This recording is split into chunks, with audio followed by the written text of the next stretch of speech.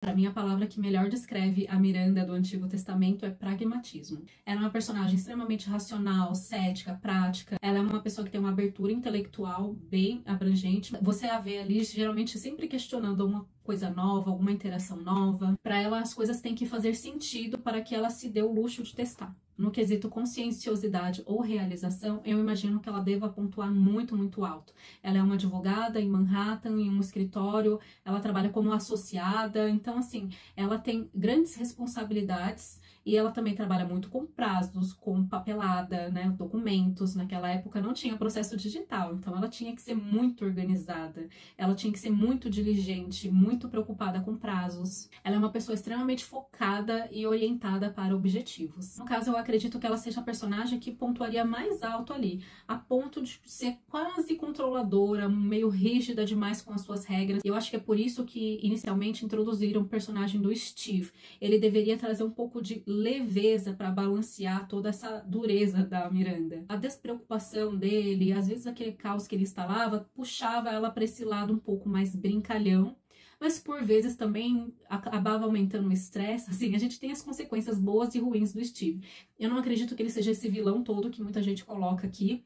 Realmente, assim, para os padrões de hoje, para a visão que a gente tem, para a compreensão que a gente tem, uma pessoa como o Steve junto da Miranda, ela acaba gerando um certo peso no sentido de que, como ele não se preocupa muito com as coisas, é ela que, como ela já é preocupada, ela vai ter preocupação em dobro, o que é muito mais desgastante. Mas eu acho que na época a intenção era justamente essa, né? Tentar balancear ali com os opostos. Bom, no quesito extroversão, eu imagino que o dela seria moderado para baixo, porque ela não é uma pessoa lá muito desinibida, muito focada em sair, fazer muitos amigos, estar rodeada de pessoas. Ela, geralmente, quando nós a vemos em ambientes sociais, são em ambientes mais contidos, só com as amigas dela ou só com o Steve. Muitas vezes, quando ela combina de sair, ela sai só com a Carrie. Eu não vejo ela como a alma da festa, que nem eu vejo a Samantha, por exemplo. Na questão da amabilidade, ela seria uma pessoa que eu acredito que pontuaria mais baixo, porque ela é, de fato, uma pessoa que, como ela tá tão focada na parte racional, muitas vezes ela pode desconsiderar os próprios sentimentos e os sentimentos das outras pessoas que estão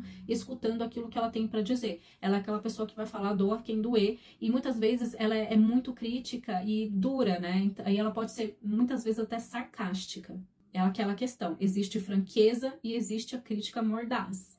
A gente tem que saber dosar um pouquinho. Isso acontece muito provavelmente porque ela deve ter mais dificuldade de se colocar no lugar das outras pessoas. Eu acredito que para a profissão que ela tem e no ambiente que ela está, isso acaba sendo muito positivo, né? A posição social dela e a profissão acabam reforçando esses comportamentos que ela tem, essa postura mais defensiva, mais fechada. Ela é uma pessoa que tende a ser muito analítica, porque o trabalho dela é brigar, é basicamente isso. É buscar defeitos, analisar criticamente, encontrar falhas, se proteger e depois partir para briga. No quesito neuroticismo, eu acho que ela pontuaria alto ali junto com a Carrie. Ela é uma personagem extremamente propensa ao estresse, ansiedade. Inclusive, a gente tem em um episódio um momento em que ela está experimentando um ataque de pânico. Ela tem fortes preocupações. De certa forma, ela é em muitos momentos insegura. Muito embora ela seja uma advogada bem-sucedida em Manhattan, ela se questiona muito na questão da aparência, na questão da atratividade. Vivia se questionando, vivia se preocupando.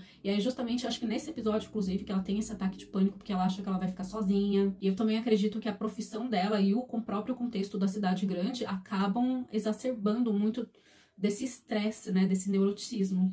Contudo, é justamente nesse estresse, que a gente acaba se identificando. Eu lembro que dentro dos arquétipos das personagens de Sex and the City, cada uma seria para representar um tipo de mulher que a gente tem mais propensão a ver na sociedade, né? A Charlotte é aquela pessoa que tem aquela visão mais romântica, ela é mais doce. A Samantha representa aquela mulher empoderada, sedutora, desapegada. E a Miranda é aquela personagem feminina inserida em um ambiente hostil e predominantemente masculino. E muitas vezes isso fez com que ela fosse colocada em uma posição de menos mulher. Por quê? Ela tinha essas características masculinas. Ela não seguia o roteiro pré-estabelecido. Ela não era feminina, doce. Ela era sempre colocada num lugar de não pertencente ali. Por isso que ela é uma personagem tão complexa. Eu gosto muito da Miranda do Antigo Testamento. Eu nem vou ficar falando de And Just Like That, porque assim, é uma ruptura muito grande do perfil das personagens. Então, assim, fica aqui essa análise realmente mais dessa outra Miranda,